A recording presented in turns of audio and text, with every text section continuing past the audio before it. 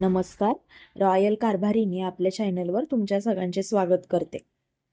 मल्हार सुमती भाग 7 भाग 6 आधीच अपलोड केलेले आहेत. आईने मल्हारला व सुमतीला दोघांना पण आशीर्वाद दिला. अष्टपुत्र सौभाग्यवती भव. मल्हारला सुमतीची जोरात टक्कर झाली आणि तो सुमतीच्या चेहऱ्याकडे खूप रागात पाहायला लागला.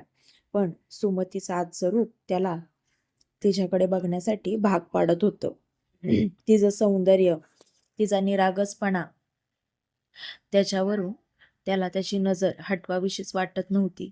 नंतर तो भानावरती आला आणि लगेच तिथून निघून गेला. सुमती अजून त्याच पोजमध्ये होती. तिला तर खूप भीती वाटत होती की आता मल्हार काय ओरडतोय का काय. आई सुमतीला म्हणाली, काय ग सुमती, अगं अशी वाकून का थांबली आहेस? आई, अहो हे गेले पण. हो, तो आतमध्ये गेला आहे बेडरूम मध्ये, पण तू अजून वाकलेल्याच अवस्थेत होतीस. माझा आशीर्वाद तुला आणि मल्हारला भरपूर आहे. सुमतीचे बाबा म्हणाले, वहिनी मी निघतो आता.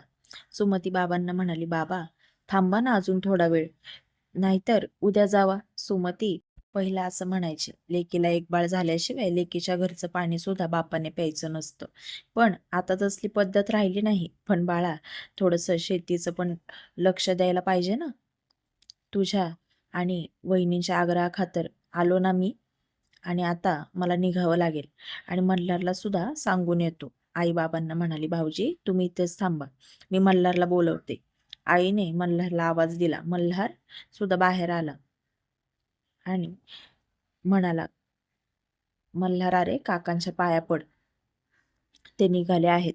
मल्हार पाया पडायला वाकला आणि सुमती पण लगेच पाया पडायला आली. बाबांनी दोघांना पण आशीर्वाद दिला आणि बाबा लगेच निघाले. सुमतीच्या डोळ्यात अश्रू सुमतीच्या डोळ्यात ना अश्रू आलेले त्यांना दिसले आणि सुमतीच्या डोक्यावर त्यांनी हात ठेवला. सुमती, काही काळजी करू नकोस, थोड्या दिवसांनी हे सासरच तुझं माहेर होईल आणि मला नाही वाटत की मल्हार तुझ्यावर जास्त वेळ असा रुसून राहील. तुला कधीही आठवण आली तरी तू आपल्या घरी बिंदास येऊ शकतेस. आता येऊ का मी? सुमतीने तिला सावरलं आणि बाबांना मिठी मारली आणि बाबांना म्हणाली, बाबा स्वतःची काळजी घ्यायची आणि औषधं गोळ्या अगदी वेळेवर खायच्या. मी तुम्हाला फोन लावत जाईल तुमच्या औषधं गोळ्यांच्या वेळेत. अजिबात विसरायचं नाही, समजलं? बाबा सुमतीला म्हणाले, हो ग बाई, समजलं. आता येऊ ना मी? सुमती म्हणाली, ठीक आहे, सावकाश जावा.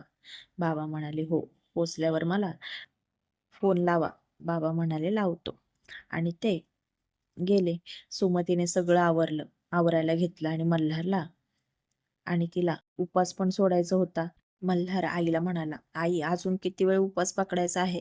मला खूप भूक लागली आहे बरं का आता. मल्हार, चल, आणि सुमती तू पण चल, तुमच्या दोघांचा आज उपवास झाला ना दिवसभर. आई, आधी त्यांना खाऊ द्यात, मग मी बसेल ना खायला.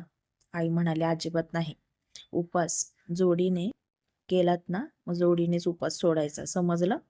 आता आईच मल्हार समोर अशी म्हणाली म्हणून मल्हारने जास्त आडेवेडे घेतले नाहीत आणि त्याला पण खूप भूक लागली होती. आईने दोघांना पण वाढलं आणि मल्हारने लगेच जेवणाला सुरुवात पण केली. मल्हारने सुरुवात केली तशी सुमती सुद्धा जेवली. सुमतीला खूप छान वाटत होतं, कारण की आज ती मल्हार सोबत जेवायला बसली होती आणि त्यांनी कसलेच आडेवेडे घेतले नाहीत. सुमतीने मनातनं देवाचे आभारच मानले आणि देवाला म्हणाली, माझ्याबद्दलचा त्यांच्या मनातला राग असाच हळूहळू कमी होऊ देत. आई जेवता जेवता सुमतीला म्हणाली, सुमती, सत्यनारायणची पूजा अगदी छान झाली बरं का, आणि मला खूप बरं वाटलं की विनायक भाऊजी आले, त्यांनी सकाळी जायचं ना. अगं सुमती म्हणाली, हो ना, मी त्यांना म्हणत होते आई, पण त्यांना इथे करमणार नाही म्हणून ते घरी गेले. आई म्हणाली, हो ते आहेच म्हणा, त्यांच्यासोबत बोलायला तरी कोण आहे ग, राहून तरी काय करतील. मल्हार आहे, पण तो तर आई पुढे काय बोलणार. इतक्यात मल्हारने आईकडे पाहिलं आणि आईला म्हणाला, आई अजून काय काय करायचं आहे मी त्याची लिस्ट रोजच लिहून ठेवत जा, म्हणजे त्या सगळ्या गोष्टी मी करत जाईल. आई मल्हारला म्हणाली, मल्हार असं कोणी सांगून किंवा कोणी समजावून होत नाही रे. अरे ते आपल्यामध्येच असावं लागतं आणि त्यालाच माणुसकी असं म्हणतात. मल्हार पुढे काय बोलणार इतक्यात सुमती आईला म्हणाली, आई, अहो सत्यनारायणचा प्रसाद खूप छान झाला होता. खूप मस्त केला होता तुम्ही. आणि बिल्डिंग मधल्या तुमच्या मैत्रिणी आल्या होत्या ना, त्या तर खूप कौतुक करत होत्या तुम्ही केलेल्या शिऱ्याचं. मला पण शिकवा ना आई. तुम्ही जसं केला ना तसा शिरा बनवायला. आई म्हणाली, हो सुमती, नक्की शिकवेल हा. सुमती आईला म्हणाली, आई, तुम्ही जेवलात ना, मग गोळ्या खाऊन घ्या आठवणीने. आई म्हणाली, हो, आठवणीने खाते. मल्हारने आता हात धुतले आणि बेडरूम मध्ये झोपायला गेला. सुमती सुद्धा सगळं आवरून ती आईच्या रूम मध्ये गेली आणि आई सुमतीला म्हणाली, सुमती, आजपासून तू मल्हारच्या रूम मध्ये झोपायचं. सुमती म्हणाली, पण आई, अहो त्यांना आधीच माझ्याबद्दल खूप राग आहे त्यांच्या मनात. मी जर त्यांच्या रूम मध्ये गेले तर मला आधीच खूप भीती वाटत आहे त्यांची. सुमती खूप घाबरत होती. आईने तिला समजावलं, सुमती, तुला मल्हारला मिळवायचा असेल तर असं घाबरून कसं चालेल? मल्हार आशाने खूप लांब जाईल. सुमती, तुला मल्हारला मिळवायचं आहे ना, त्याला स्वतःचं बनवायचं आहे ना, मग असं त्याच्यापासून लांब लांब पळू नकोस. मी माझ्या मुलाला चांगली ओळखते. तो बोलतो पण फक्त तोंडावर, बाकी काही नाही. त्याचं मन खूप साफ आहे. मला माहित आहे त्याच्या मनात अजूनही प्रेम जिव्हाळा आहे. फक्त तो कुठेतरी लपलाय. पण त्याला आता तू जाग करायचं. सुमती, तू माझी एक छोटीशी आशा आहेस. माझ्या मुलाला तू परत पहिल्यासारखं हसतं खेळतं अगदी सगळ्यांवर भरभरून प्रेम करणारा असा मल्हार मला देशील. आणि एकदा का त्याच्या रूम मध्ये पाय ठेवलास ना, की तो बाहेर अजिबात काढायचा नाही, समजलं? तो ओरडेल तुझ्यावर, तुला म्हणेल आईच्या रूम मध्ये जाऊन झोप, तरी बाहेर यायचं नाही, कळलं? बिचाऱ्या सुमतीचं तर दोन्हीकडनं मरण झालं होतं. सुमती आता घाबरत घाबरत तिचं सामान घेऊन मल्हारच्या रूम मध्ये गेली. हलक्याशा डिम लाईटच्या उजेडात मल्हार तिला दिसत होता. मल्हारने एका हाताची मूठ करून त्याच्या डोक्यावरती हात ठेवला होता आणि डोळे बंद करून शांत झोपला होता. सुमती आता थोडीशी पुढे आली तर पुढे असलेल्या टेबलला सुमती धडकली आणि सुमतीच्या पायाला थोडंसं लागलं. त्याचा आवाज मल्हारला आला आणि तो लगेच उठला आणि त्याने पटकन लाईट लावली. तर पाहतो तर काय, समोर सुमती तिचं सगळं सामान घेऊन ती त्याच्या बेडरूम मध्ये आली होती. मल्हार आता सुमतीला ओरडला. तिला म्हणाला, अजिबात माझ्या बेडरूम मध्ये तुला जागा नाही, कारण की माझ्या आयुष्यातच मी तुला जागा दिलेली नाही. बेडरूम लांबचीच गोष्ट आहे. आत्ताच्या आत्ता बाहेर हो, गेट लॉस्ट, आणि बाहेर कुठेही झोप, माझ्या बेडरूम मध्ये झोपायचं नाही. सुमती मल्हारला म्हणाली, अहो थोडा हळू बोला ना तुम्ही, आणि आई झोपल्या आहेत. तुम्हाला आवडत तुम्हाला आवडत नसेल तर मी खाली चटई टाकून झोपते, तुम्ही वरती झोपा निवांत, पण उगाचच आरडाओरडा करू नका प्लीज. मल्हार तिला म्हणाला, मला शिकवू नकोस, हे घर माझं आहे, मी काही पण करेल.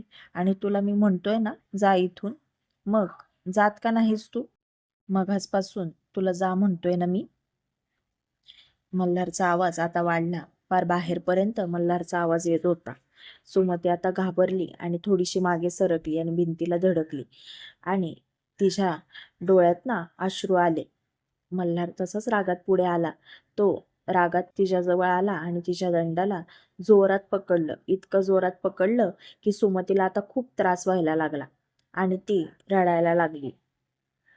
मल्हार सुमतीला म्हणाला, जात का नाहीस तू माझ्या आयुष्यातनं?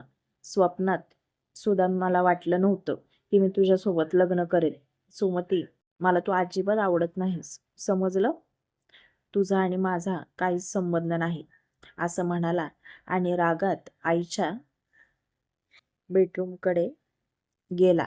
आणि आई जागीच होती. आईला म्हणाला, आई, तिला माझ्या रूम मधनं बाहेर व्हायला सांग. आणि मला माहित आहे की तूच तिला माझ्या रूममध्ये पाठवलं आहेस, पण मला ती माझ्या रूममध्ये नको आहे. मी तुला पहिलं आणि शेवटचं सांगतो. आई दीर्घ श्वास सोडत म्हणाली, मल्हार शांत हो. एवढा त्रागा कशाला करतोस बाळा? इतका वाईट माझा मल्हार नाही, मला माहिती आहे. मल्हार, सुमती ही तुझी बायको आहे आणि या घरची सून. तिला योग्य तो मान भेटलाच पाहिजे. हे मी तुला पहिलं आणि शेवटचं सांगते. तिला एवढं सुद्धा दुखवू नकोस की ती स्वतःच तुला सोडून जाईल आणि वेळ निघून गेलेली असेल तेव्हा तुला तिची खरी किंमत समजेल. अरे अस्सल सोनं आहे सुमती म्हणजे. फक्त हे कळायला जास्त वेळ लावू नकोस एवढीच माझी इच्छा आहे. आणि तुझ्या रूममध्ये जाऊन झोप. सुमती तुझ्याच रूममध्ये झोपणार आहे, कारण की ती रूम तिची सुद्धा आहे. जरी तू तिला स्वतःवर हक्क दिला नसलास तरी कायद्याने तुझी बायको आहे ती. तुझ्या निम्म्या गोष्टीवर तिचा हक्क आहे, समजलं? आता मी गोळ्या खाल्ल्या आहेत, मला विश्रांतीची गरज आहे. आज सकाळपासून खूप दगदग झाली आहे माझी. मला झोपू देत आणि तू पण जाऊन झोप जा. आईने मल्हारला रूमच्या बाहेर आणलं आणि दरवाजा लावून घेतला. मल्हार आईच्या रूमच्या बाहेर एकटाच उभा होता आणि सुमती त्याच्या रूममध्ये होती. मल्हार आता हॉलमध्येच बसून राहिला काही वेळ आणि मनातच म्हणाला, इथे झोपू का? झोपू दे तिला आतमध्ये एकटीला. नंतर मल्हारने थोडा विचार केला, पण कशाला? रूम माझी आणि ही महाराणी एकटीच आतमध्ये झोपणार का? अजिबात नाही. जाऊ देत. शेवटी आईच्या शब्दापुढे तुझं काही चालणार नाही. आणि आता रात्रही खूप झाली आहे. मल्हारने आता स्वतःचा राग बाजूला ठेवला, कारण की आईला सांगून सुद्धा काहीच उपयोग नव्हता आणि सुमती सुद्धा बाहेर येत नव्हती. मल्हारचं तर काहीच चालत नव्हतं.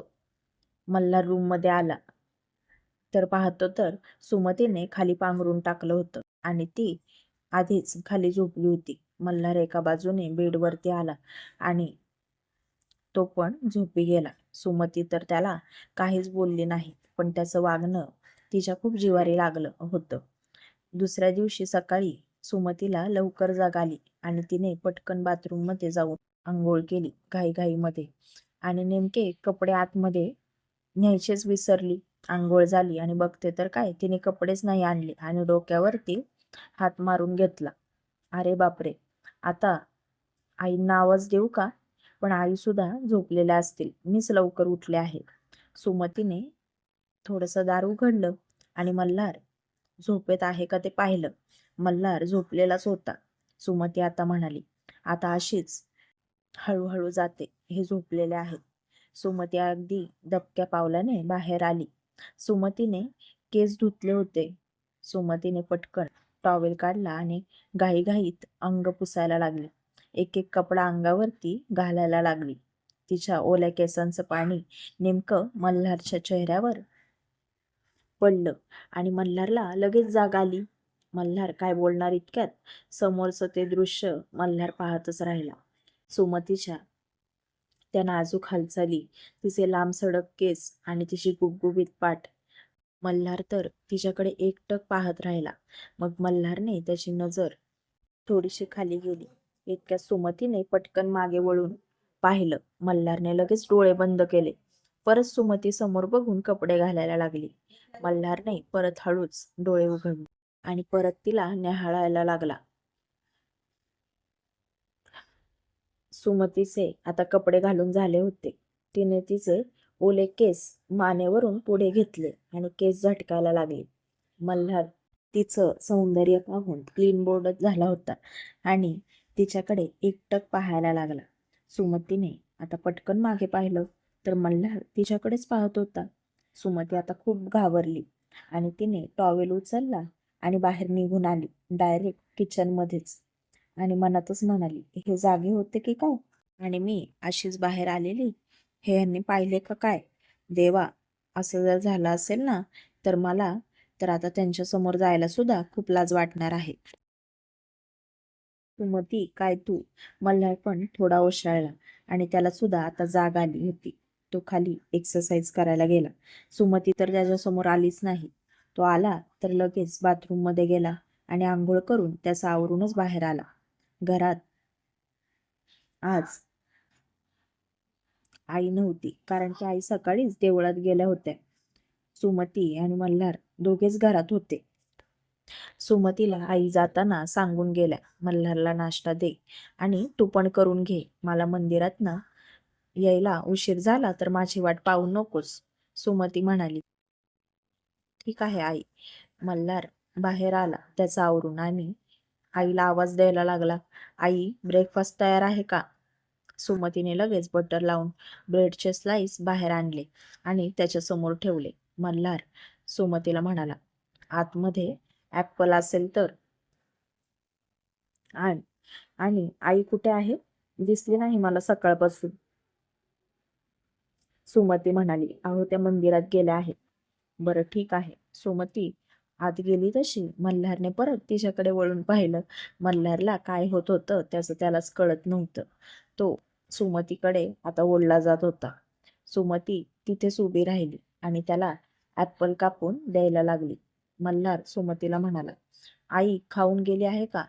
सुमती म्हणाली, हो, दूध पिऊन गेल्या आहेत त्या आणि थोडासा हलका नाश्ता सुद्धा केला आहे.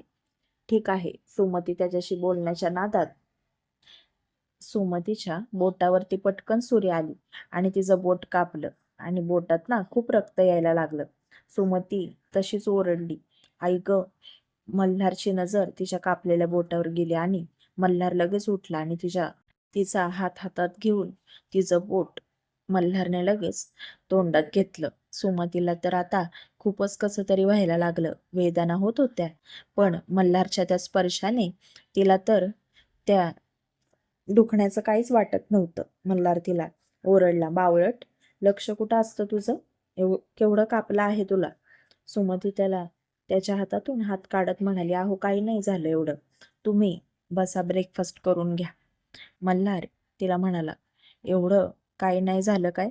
केवढं कापलं आहे? मल्हार सुमतीला घेऊन किचनमध्ये आला आणि तिच्या बोटातनं रक्त व्हायचं काय थांबतच नव्हतं. मल्हारने तिचा हात पाण्याखाली धरला आणि तिच्या बोटावरती हळद लावली तर सुमतीला झोंबलं आणि सुमती परत ओरडली, अहो नको, मला खूप दुखतंय. मल्हार तिला म्हणाला, लक्ष देऊन काम करायला काय होतं तुला? आणि हे केवढं कापलं आहे? आता राहू दे, काही काम करू नकोस. मल्हारने सुमतीच्या हाताला धरलं आणि तिला त्याच्या शेजारी खुर्चीत बसवलं. तिला सुद्धा प्लेटमध्ये नाश्ता दिला आणि तिला म्हणाला, सुमती खाऊन घे. मल्हारने पटकन नाश्ता केला आणि सुमतीला म्हणाला, डोरबेल वाजली की लगेच दार उघडायला जाऊ नकोस. मधून बघ कोण आलंय का? सुमती त्याला म्हणाली, कशामधून पाहू? अगं ती दुर्बीण आहे ना दरवाजाची, त्याला पिफॉल म्हणतात. त्याच्यामधनं बघ आई आहे का तरच दार उघड, समजलं? मी आता ऑफिसला चाललो आहे. उगाच काहीतरी उद्योग करायला जाऊ नकोस परत. आणि नाश्ता करून घे. सुमती मनातच म्हणाली, यांच्यात एवढा बदल झाला तरी कसा? मी स्वप्नात तर नाही ना? खरंच मी उठले आहे ना? का मला स्वप्न वगैरे पडलंय? सुमती मल्हारला थांबवत म्हणाली, अहो थांबा. मल्हार म्हणाला, आता काय? अहो इकडे या ना 1 मिनिटं. मल्हार दरवाजाजवळ गेलाच होता. सुमती त्याला म्हणाली, अहो मला हळूच चिमटा काढा ना इथे. मल्हार तिला म्हणाला, काय? अहो चिमटा काढा ना. मल्हारने तिच्या हाताला चिमटा काढला आणि सुमती आ म्हणून ओरडली. मल्हार तिला म्हणाला, काय झालं? कशाला चिमटा काढायला लावलंस? का स्वतःला नुकसान करून घ्यायची सवय आहे तुला? सुमती त्याला म्हणाली, थोडा हळू काढायचा ना चिमटा, एवढा जोरात काढतात का? अहो काय नाही, तुम्ही ऑफिसला जा. तेवढ्यात बेल वाजली आणि आई सुद्धा आली. आईने आल्या आल्या मल्हारच्या हातावर प्रसाद ठेवला. मल्हार आईला म्हणाला, आई निघतोय मी ऑफिसला, उशीर होतोय मला. आई म्हणाली, हो. नाश्ता केलास ना? मल्हार म्हणाला, हो. आणि तुझ्या सुनेला बघ काय झालंय, असं म्हणाला आणि बाहेर निघून गेला. सुमतीचा तर आनंद आज गगनातच मावत नव्हता. पुढील भाग पाहण्यासाठी चॅनलशी कनेक्टेड राहा.